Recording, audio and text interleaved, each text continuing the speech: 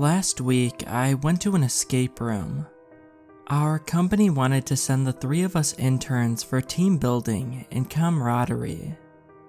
But because they're cheap, they booked some dingy one in the middle of nowhere. "Your cell phones, please?"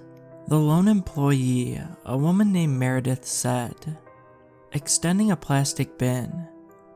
"This is an immersive team building experience. No texting allowed." With a few grumbles, we plopped our cell phones into the bin. "Here you are," she said, swinging the door open. "The medieval room." While Kate and I filed in, Derek stood on the threshold, staring at the blinking red light in the corner. "Is that a camera?" "Here he goes again," Kate whispered to me, snickering. Derek was crazy like that, always thinking his phone was tapped or the government was spying on his emails, because, the life of a has-been frat bro is just the most fascinating thing ever. That's just for surveillance or in case of emergency, Meredith explained with her unwavering smile. Derek shot her a glance, then slowly stepped into the room. The door swung shut and the lock clicked behind us. The room was small and windowless, as most escape rooms are. Stone wallpaper covered half the wall. The other half was covered in sky, complete with a crudely painted dragon. Banners hung from the ceiling, and a suit of armor stood in the corner. "I'm starving. Let's get this over with as fast as we can," Kate said, running over to the bookshelf. "Each of you take one, flip through it. See if anything falls out." Derek got lucky. After a few minutes of wildly shaking a Bible, a slip of paper fell out. He picked it up and read, "Take the painting off the wall, and God may save you all." We removed the painting. Behind it was a coded message, and Kate found its cipher taped to the underside of the table. It all went smoothly, clue after clue, until we got to the suit of armor. Put on the suit of armor, and you'll become a charmer. I looked at it, a beautiful thing, made of engraved pieces of metal.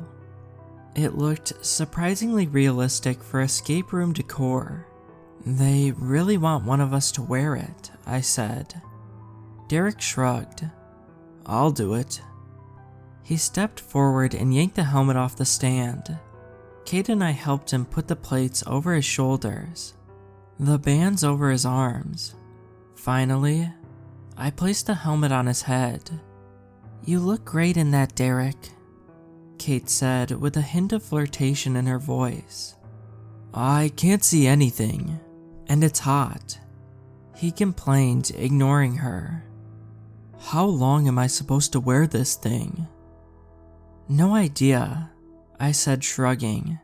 Kate was already on her hands and knees, combing the floor for clues that might have fallen out. 5 minutes went by, then 10. We didn't find anything, and Derek's complaining grew louder, more hurried. "Can you guys take it off?" he said, his voice muffled through the metal. "It's tight and itchy, and something is poking into my stomach." "Fine, if it'll quit your whining," Kate said. "Marissa, can you help him?" I walked over and grabbed his helmet. I pulled and pulled. It's not coming off," I said. Kate ran over and started tugging on one of the leg plates, but it was no use. It was like the suit of armor had somehow locked itself shut. I could hear Derek's panting breaths echo inside the metal. Feel heat coming off the armor. Get it off, he yelled, the armor clattering as he writhed and thrashed. "Stay still," Kate shrieked, as he accidentally kicked her in the head. "We can't get it off if you're moving like that." I ran over to the door. "Hey, "We need help in here," I yelled. No reply. "We need help, open the door." I pounded on the door with all of my strength. "Get it off, get it off." Pop.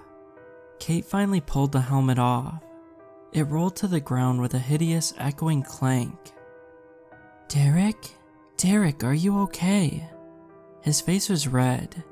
His black hair was wet, sticking to his forehead. "Just get the rest of it off," he yelled. Now that the helmet was off, it was like the armor had somehow unlocked itself. The pieces quickly popped off, and when it was done, he collapsed onto the floor. "My stomach, it burns," he muttered, wiping the sweat off his face on his sleeve. Okay. Shh. Let's see." Kate gently lifted his shirt. We gasped. Across his stomach were red imprints, as if something had been pressed hard up against his skin, forming letters, forming words. "Check the closet." I bent over, grabbed the chest plate, turned it over. Oh my god. There were the 14 metal letters, sticking out from the surface, backwards, so when pressed against skin, they'd leave the message. That's sick. "We're leaving now." I walked over to the door and pounded on it again. "Hey, we don't want to play anymore. Let us out." Kate turned to the camera. Its red light blinking in the corner. "Hey, can you hear us? Let us out." 5, 10, 20 minutes went by. No one came. Derek stared blankly at the red light. What if they want us in here? To watch us? To record us? Stop it with the conspiracy theories, Derek. But he's right. If the camera's for surveillance, why haven't they come and saved us by now? She stared at me, nostrils flaring, but didn't say a word. This isn't an escape room. It's some sadistic game. Derek was standing up now. His young face looked at least a decade older, the lines of panic cutting deep. We have to get out of here. Kick the door down if we have to. Or we could check the closet, I said. No, we're not giving into their game. But I was already pulling the door open. They ran over. The closet was about 6 feet deep, 12 feet across. It was pitch black, except for the light that spilled in from the main room. And as my eyes adjusted to the dark, I saw the message painted on the walls in bright red paint. How can I escape this room, you wonder? Here's the answer. 6 feet under. I looked down. The floor. It wasn't carpet or wood or anything else. It was dirt. And there, glinting in the light, leaning against the wall, were 3 shovels. Kate began to sob. Derek awkwardly put his arm around her. The only way out is death? Kate said. Is that what that's supposed to mean? I stared at the message. A shrill ringing filled my ears. My vision swam and shimmered. 6 feet under. 6 feet under. I grabbed a shovel. Kate scoffed. So what, Marissa? You're just going to give up and dig your own grave? I didn't dignify her comment with a response. I just started digging.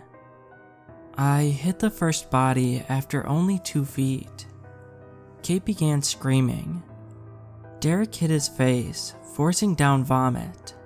Shreds of plaid cloth, caked with dirt and dust. The waves of decomposing stench hit me like a truck, but I pushed everything away and kept digging. A foot later, I unearthed a clump of long dark hair. "Stop digging," Kate sobbed. "Please, stop." But Derek grabbed the next shovel and started to help. It took us 3 hours to finish. By the end, we were starving, exhausted, and weak. Kate was lying on the floor in a half-faint, half-asleep way. Derek looked like he was about to pass out, but we found it. At about 6 feet under, the shovel clanged against metal, and on that metal was a doorknob. It took several tries, but I was able to lower myself into the hole and kick it open. And when I did, I dropped through the opening and into a damp, cold tunnel. "Come on." The rest of them followed. After walking through muck and sewage for an hour, the tunnel opened to the outside. We found ourselves standing on the street, a few miles down the road from the escape room. We flagged down a car and made it to the police station. But by the time we made it over there, no one was there, except for the decaying remains we found in the closet, and the surveillance footage was gone.